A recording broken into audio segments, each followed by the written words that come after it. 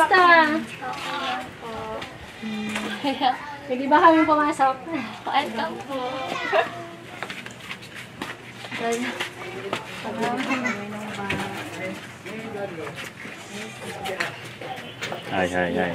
Ay, wow. Kamusta po? Meron na kayong ano? Meron na kayong mattress. Mga bagong gamit. Okay. Meron na din silang dalagay ng May lagayan na rin ng damit. Saka bumili po. plato.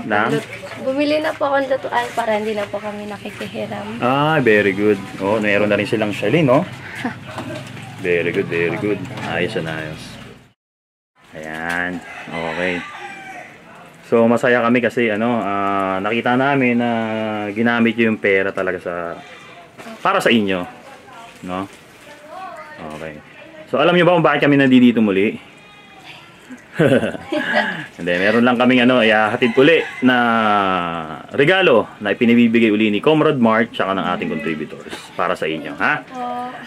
Okay, pero bago yun, meron muna kaming onting katanungan, okay? Ayos lang? Sige. Ito na yung mga katanungan namin sa'yo. May nagbago ba sa pamumuhay ng mga mahihirap simula nang naging presidente si Bongbong Marcos? Para sa akin po, wala. Kasi po, tumaas po lahat ng bilihin, mga nagtatrabaho po, nagsisialisan po yung iba kasi po, mababa po yung sahod. Saka, katulad ko po, ganun po, nahihirapan po kasi yun nga po yung sahod, lalo po ngayon na maraming kailangan. Ganun. Bali, isa ka din sa naapektuhan. Siyempre sa dami ng bilihin, ay sa taas ng bilihin, tapos napakalit pa ng sahod. Maliit po yung sahod. Okay. Yan, ito pa, katanungan namin. Sa tingin mo, mahusay ba ang pamamalakad ni Presidente Bongbong Marcos? Maayos naman po.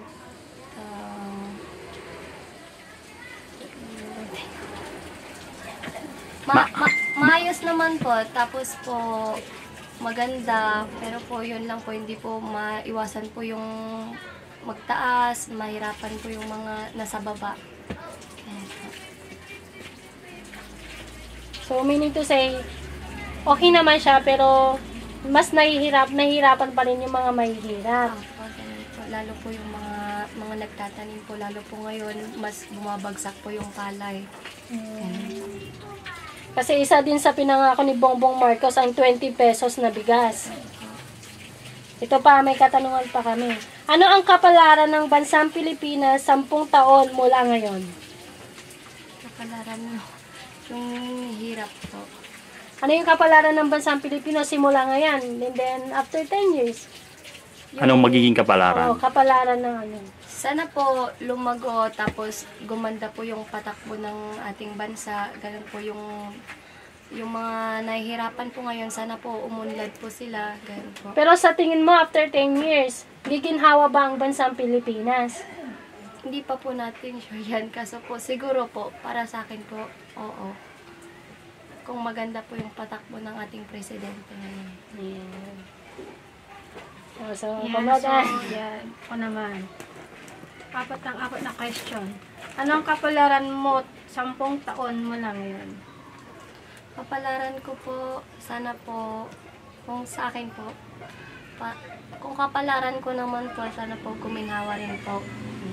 Para paganda po yung takbo ng buhay nating lahat, pati ako po.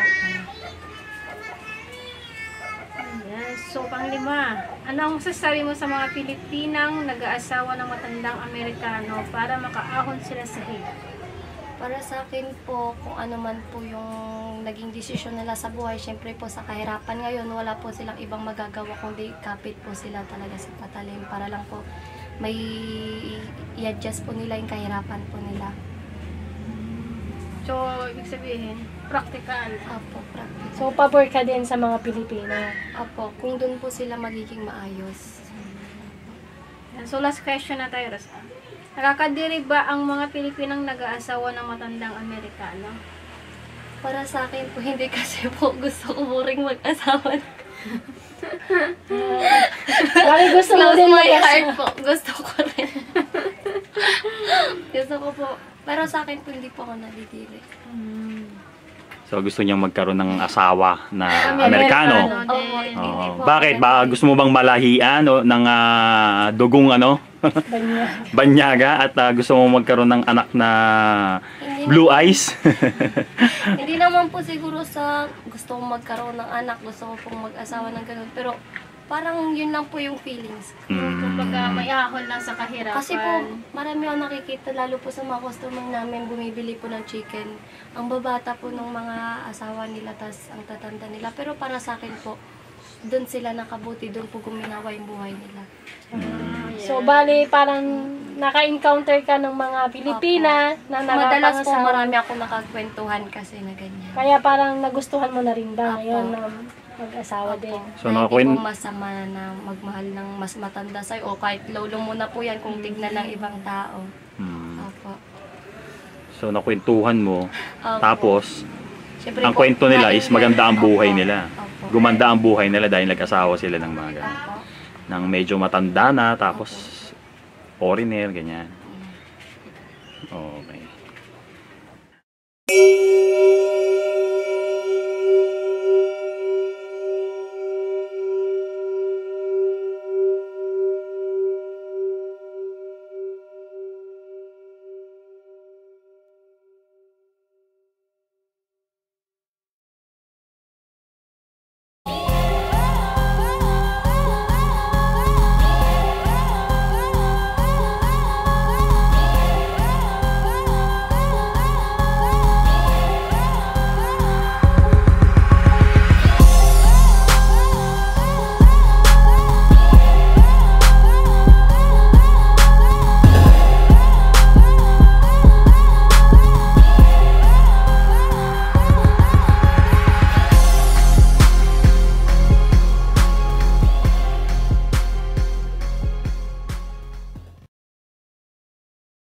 Alam nyo, ngayon sa Pilipinas, napakarami ng mga sexpats na nagre-retire dito sa Pilipinas.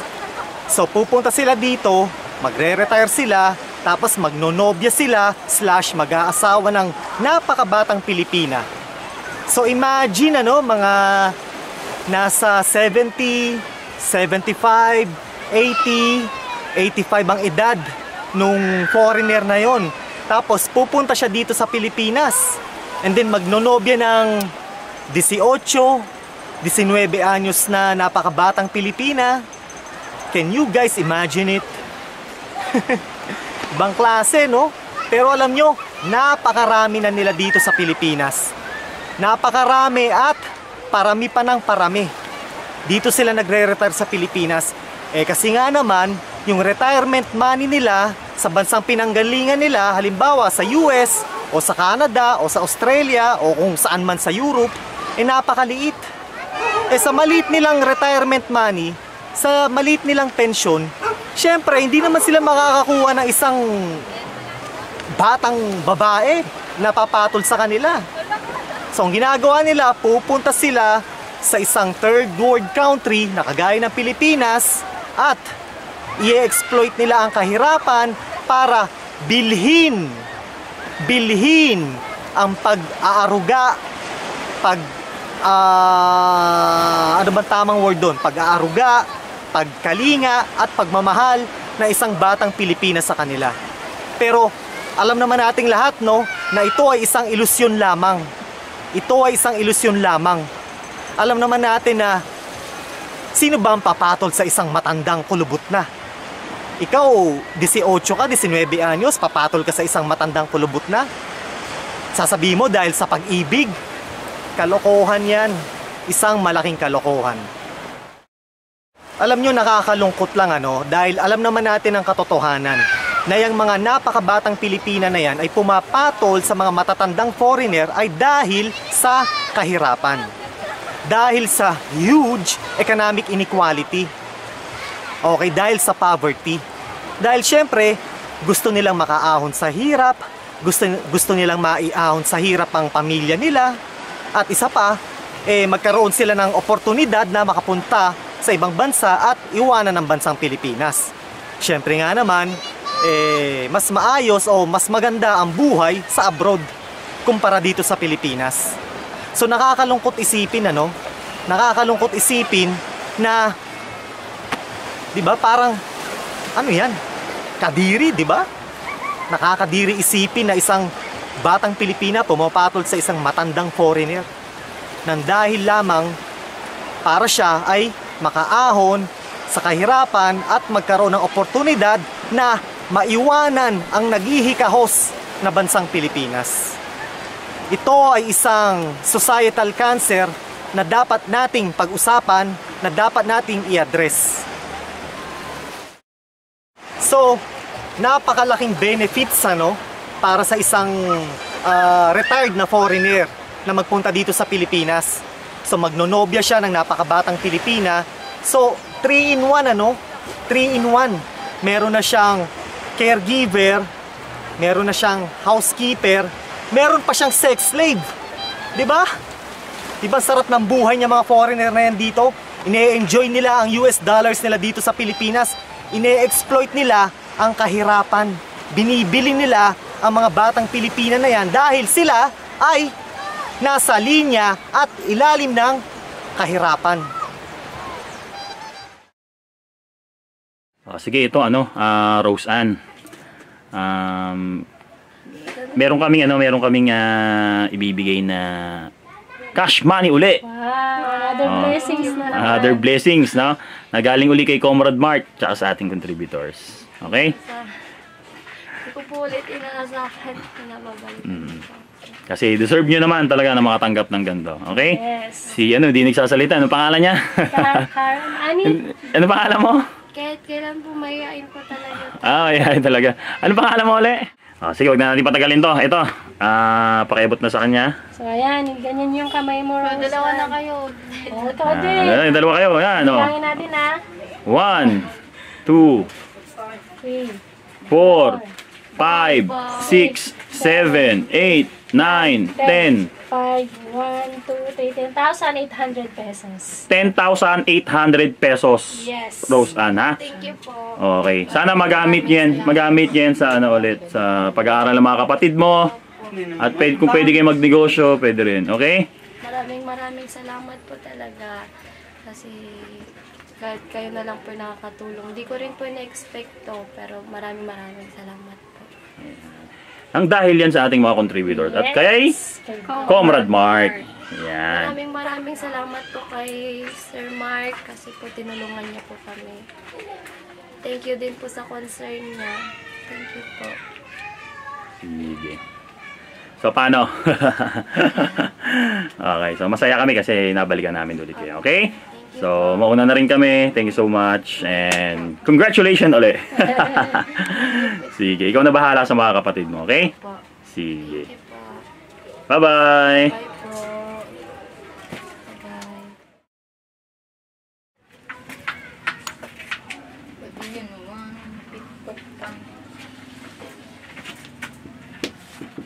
RMR.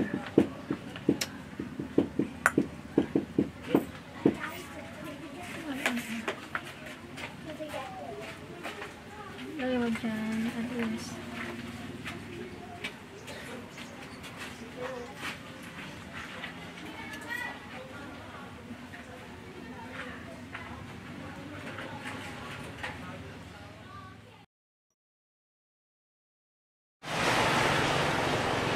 Putik-putik. Marami kasi kong dinaanan na maputik. Kaya yan, ang dumi na tuloy, maputik. Maraming mga talsik-talsik na putik.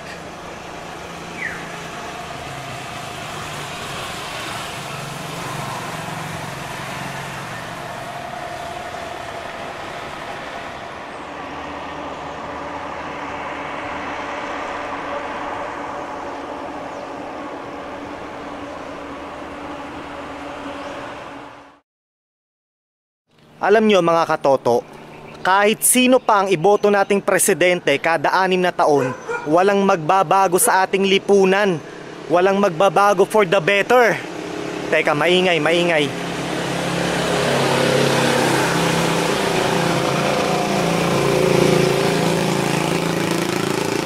So again, uulitin ko, kahit sino pang presidente ang iboto natin kada 6 na taon, walang magbabago sa ating lipunan for the better.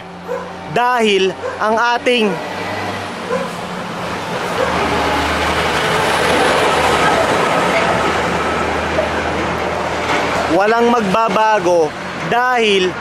ating politikal, kultural, economic at cultural na istruktura dito sa ating bansa ay nananatiling bulok at baluktot.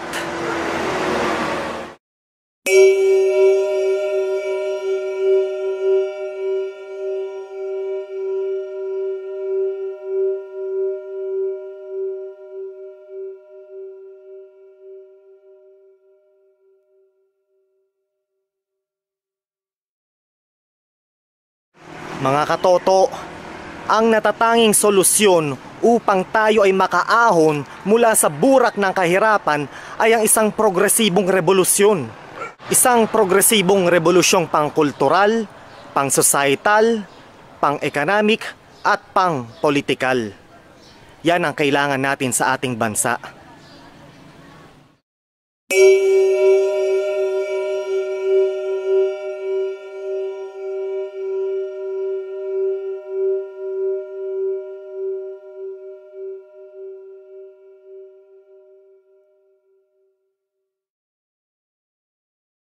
So pahinga-pahinga muna at bibili muna ako ng apple juice dahil ako'y uhaw na dito sa sari-sari store. So pahinga-pahinga muna at bibili muna ako ng apple juice dahil ako'y uhaw na dito sa sari-sari store. Ito yung sari-sari store. Aha.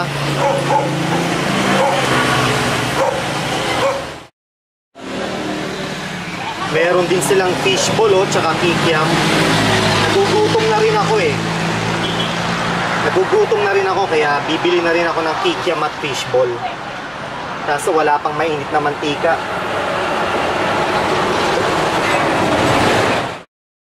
Kaya inom muna ako ng apple juice.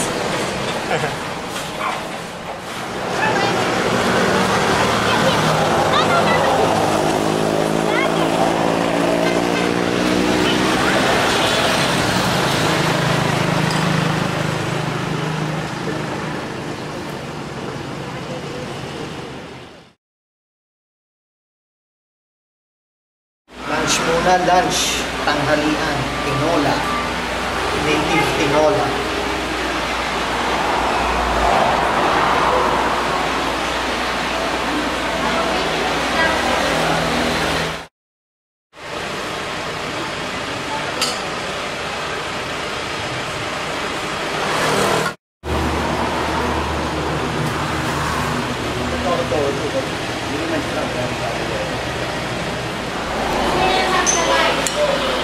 Native tinola.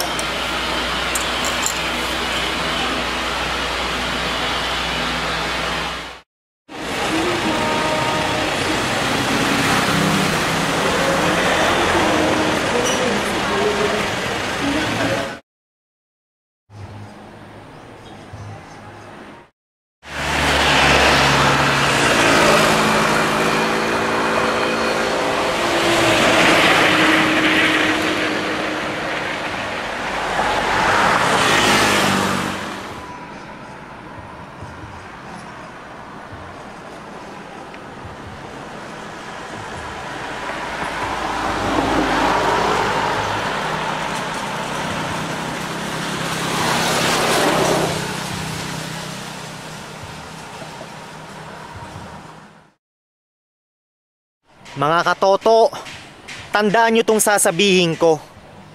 Maging mapagmahal sa ating inang bayan at hindi sa inyong mga idolong politiko.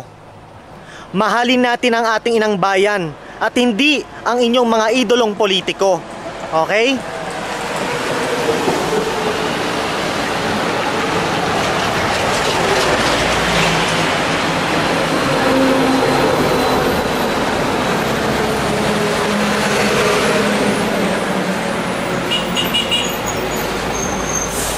Mga kababayan,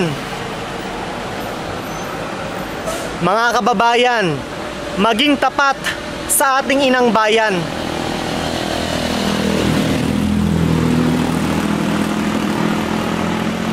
Mga kababayan, maging tapat sa ating inang bayan at hindi sa inyong mga idolong politiko. Okay? Mark said that he has all the rights to report, to express his opinion and expression, according to the 1987 Constitution Bill of Rights.